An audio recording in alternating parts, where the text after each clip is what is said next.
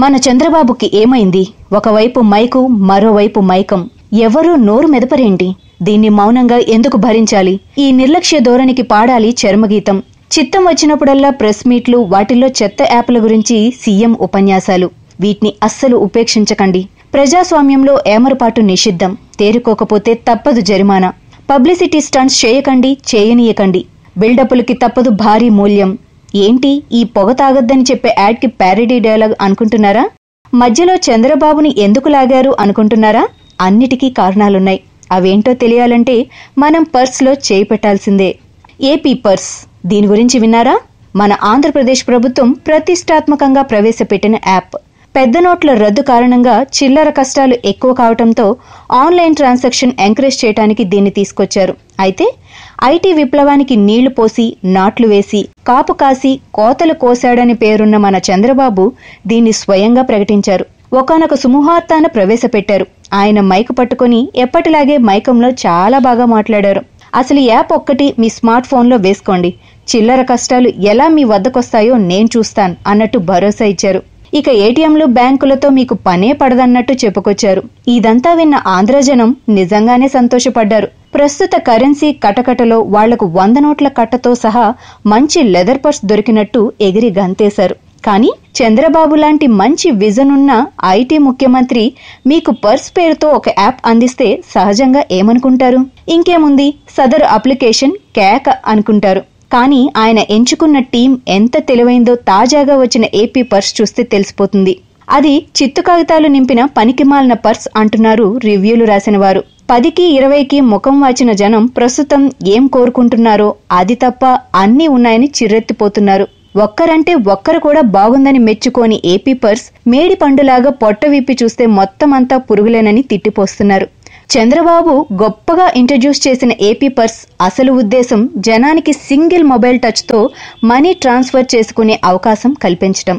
కానీ ఆయన అటువంటి జనోపయోగకరమైన యాప్ తయారీకి పురమాయించిన టీం మాత్రం పన్నీరంతా పుష్కలంగా బురదలో పోసేసింది. ఏపీ పర్స్ అనే యాప్ మీరు గూగుల్ ప్లే ద్వారా ఇన్స్టాల్ చేసుకుంటే వెంటనే మీకు మరో 28 యాప్స్ దర్శనమిస్తాయి. వాటిని ఎంచక్క వేళ్లు నొప్పి పొట్టేదాకా ఇన్స్టాల్ చేసుకుంటూ కూర్చోవాలి. పేటీఎం, జియో మనీ, ఎక్సెట్రా లాంటి బోలెడు మనీ ట్రాన్స్ఫర్ యాప్స్ మీ కళ్ల ముందు వెటకారంగా నవ్వుతూ ఉంటాయి. అన్నీ ఇన్స్టాల్ చేసుకుని వాడుకునేదే ఉంటే మధ్యలో ఈ పర్స్ గోలేంటి? డైరెక్ట్ గా గూగుల్లో వెతుక్కొని వెలగబెట్టుకోలేమా?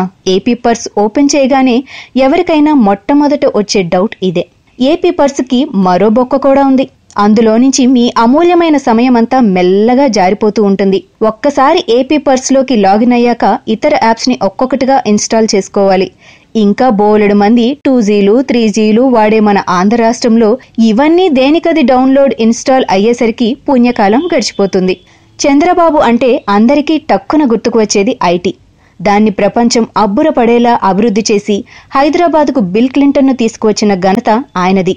కానీ అమెరికా ప్రెసిడెంట్ స్థాయిలో గొప్పగా వెలిగిన మన సీఎంకి ఇప్పటి ఐటీ టీం ఘోర అవమానాలు గ్యారెంటీగా చేసి పెడుతోంది.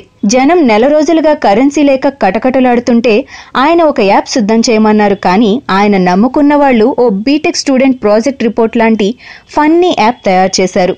వండి వడ్డించమంటే కనీసం మొక్కలు కూడా తరగకుండా పచ్చి కూరగాయలు బుట్టలో వేసి యూజర్స్ మొఖాన కొట్టారు.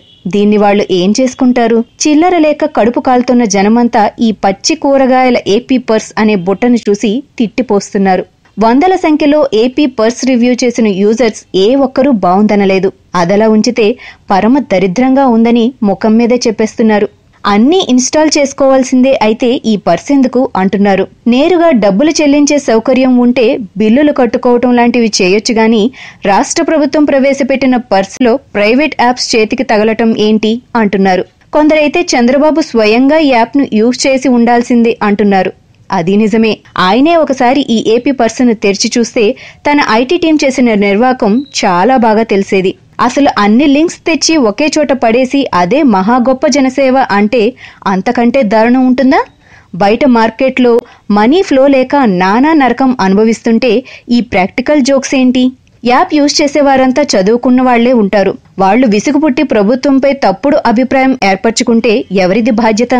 అప్పుడు నష్టమంతా చంద్రబాబే భరించాలి. ఇప్పుడు పర్స్ తయారు చేసిన పనిలేని నెల జీతగాళ్లు, కోటరీగాళ్లు ఎవ్వరూ భరించరు. చివరిగా చంద్రబాబు ఇప్పటికైనా ఒక్కటి బాగా గ్రహించాలి అంటున్నారు విమర్శకులు. రాముడు లంకను జయించాలంటే వానరుల్ని వెంట పెట్టుకెళ్లాడు, మామూలు కోతుల్ని కొండగల్ని కాదు. మన సీఎం కూడా అలా తన టీంలోని వారందరినీ దమ్మున్నోల్ని పెట్టుకోకుంటే ఇలాంటి పర్సులే బయటకొస్తాయి. పైగా కనీసం కలెక్టర్ కూడా ప్రారంభించడం దండగైనా అటువంటి వాటిని నేరుగా సీఎంతోనే ప్రెస్ మీట్ పెట్టి ఇంట్రడ్యూస్ చేయించడం, జనం ముందు ఆయన్ని జోకర్గా మార్చడమే అవుతుంది.